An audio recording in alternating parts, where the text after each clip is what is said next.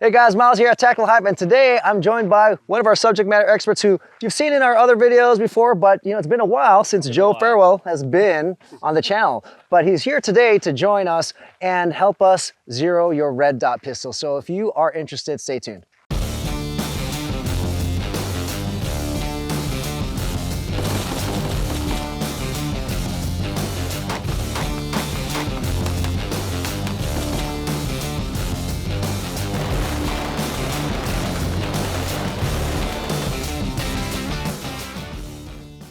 All right, welcome back. So a few weeks ago, I did a video on how to zero your pistol or your rifle using iron sights. And Joe is gracious enough today to show you how to zero your red dot pistol. We know that a lot of people are transitioning, right? So this is going to be something that you're going to want to tune into if you haven't really understood or know how, the basics to zeroing your red dot.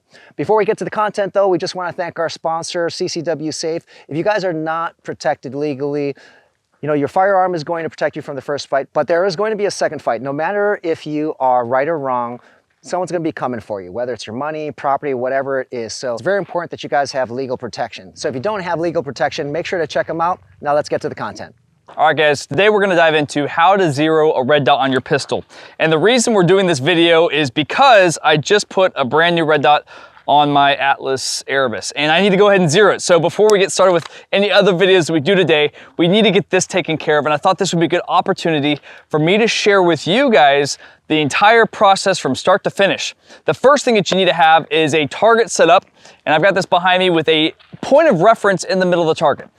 If you have the dot close to zero, or you think it's close to zero, we can go ahead and back it up to your zeroing distance. And zeroing distance is something that we can talk about real quick. I like to zero my pistols at 20 yards. 15 to 20 yards is good. If you zero anywhere closer than that, one thing that you have to be concerned with is your hold under. So if you zero at say 5 or 7 yards, you're gonna have an angle of your bullet trajectory that's gonna put the round going really high. If you shoot 25, 35, 40, 50 yards out, that round's gonna start going over the target. So that's why I like to zero between 15 and 20 yards. That way I have a kind of a slider angle into it, and it pretty much gives me a consistent point of aim, point of impact all the way out to 50 or even 100 yards. You might have a little bit of drop off out there at 100 yards, but if you're shooting a pistol at 100 yards, we have other things to worry about. Now, one thing that you definitely want to check out before you get into your zeroing process is make sure that the dot is properly installed. You want to make sure that the screws are torqued to spec, that you actually use a torque wrench if you have one. If not, maybe go to a gun shop and see if they can do it for you, and make sure it's properly Loctited. I have seen red dots come flying off. Even this week in a class that I was teaching, I had somebody have a red dot come flying off and hit him in the face. As entertaining as that might be, it is not good to have that happen in a competition or in a self-defense shooting. So make sure these things are properly installed, because if it does come off, you're going to have to re-zero it again. So let's go back and check this out, the entire process from start to finish at 20 yards. All right guys, so I've got my rangefinder. I've checked this out. We're at 20 yards here. And I also have a bag. I like to use either a table or a barricade of some sort to make sure we're taking all of the human error out of our zeroing process. We want to make sure that we're actually testing the optic and we're not zeroing for any bad habits we have. Okay, we've talked about trigger control before. We've talked about how we manipulate the trigger, and it's really important that we're doing the best possible we can to make sure we're getting a good group and we're not influencing those rounds. You don't want to zero based off of a bad habit. So what we're going to do is we're going to go ahead and load up. We're going to take our first 3-shot group and see where that ends up on the target.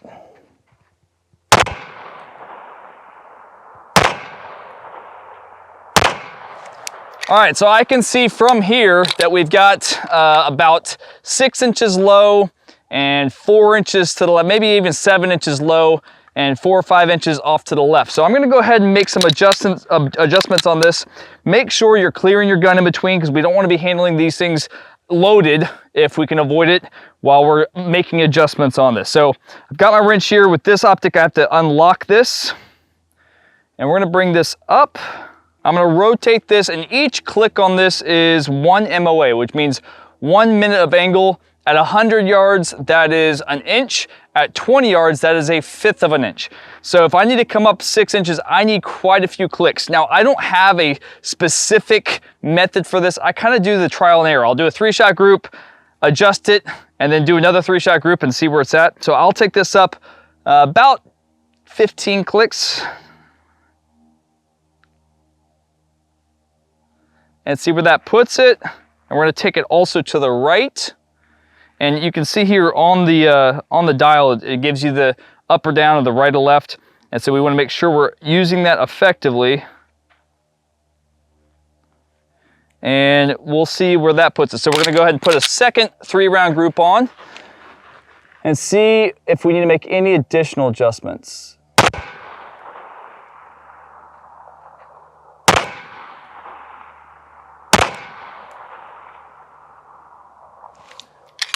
All right, so that one, the first round I pulled low. I felt myself pull it low. The second two are just underneath and our windage is about the correct there.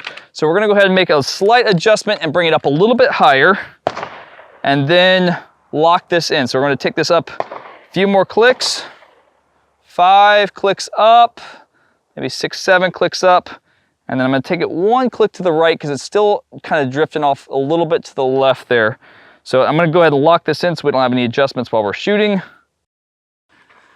All right, let's see where we're at with this one.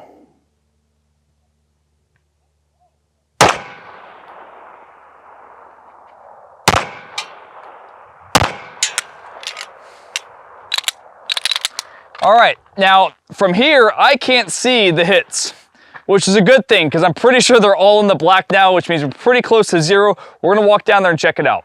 All right guys, so you can see our first group was down here. We brought it up and I had this first one that I pulled low and then I had 2 stacked here. And then our third group after I brought it up a little bit more, it was 1, 2, and 3. Now the ammunition that you're using is going to dictate where your 0 is, and if you're gonna use a specific carry ammo for your self-defense gun, definitely 0 with that ammo. Each ammo will have its own tendencies. Some are gonna be more accurate than others.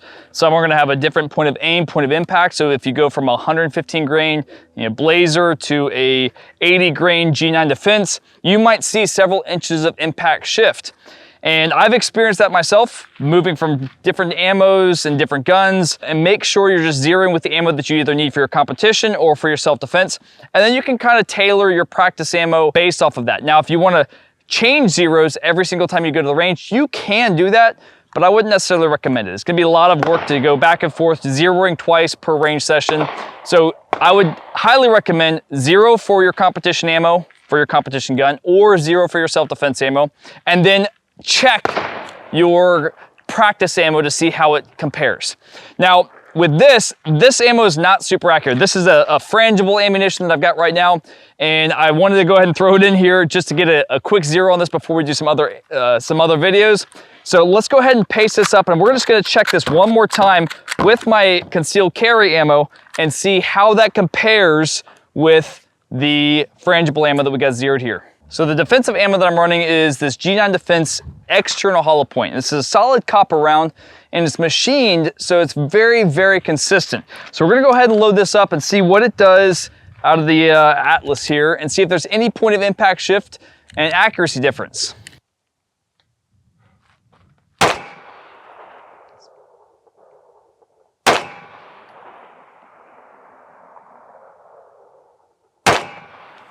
All right, so let's go ahead and walk down there and check out the target. All right, guys, you can see here, obviously we have a significant accuracy difference going from this frangible ammo that I was running to a high quality self-defense round. We also have a point of impact difference. We're a little bit lower here, and obviously we're off to the left a little bit. That's why it's really important to make sure you're zeroing with your self-defense ammo or your competition load, and then test it and see where your practice load stacks up against it. If you can find practice ammo that compares very closely to your self-defense load, that's a good thing. And actually the practice ammo that I typically run is a G9, just regular FMJ, and they stack pretty much on top of each other, so I don't have to worry about that. When I switch over to the frangible, it's a little bit different. So this is a good example of that, but let's go ahead and talk about some of the important things that you need to know when you are zeroing your gun. All right, guys, so going back over some of the important points to remember. Number one, make sure that the dot is properly installed. We want to have it Loctited. We want to have it torqued to spec with the screws. We don't want to substitute those screws for any other ones. We want to use the ones that are designed for your gun and for that dot. Number two, make sure that we have a set distance that we're gonna zero from, and you do that with a purpose. Don't do it super close. I would recommend you push it out to at least 15, maybe even 20 yards if you can do that. And then number three, make sure we're using something to remove as much of the human error as possible. In this case, I was using a sturdy barricade with a beanbag on top, so I'm really able to lock it in, and I'm not seeing that dot move around at all. Step number three, make sure you put together a really good, effective group with preferably your carry ammo or your competition ammo. And then step number four, adjust it as necessary so we stack those rounds exactly where you want them. Now keep in mind that some red dots are gonna be a little bit different. The one that I'm using right now is a Vortex Razor 6 MOA dot. One thing I like to do is bring the brightness down a little bit so I have a more refined dot to use for the zeroing process. And keep in mind that depending on your dot that you're using, your adjustments may be greater or smaller.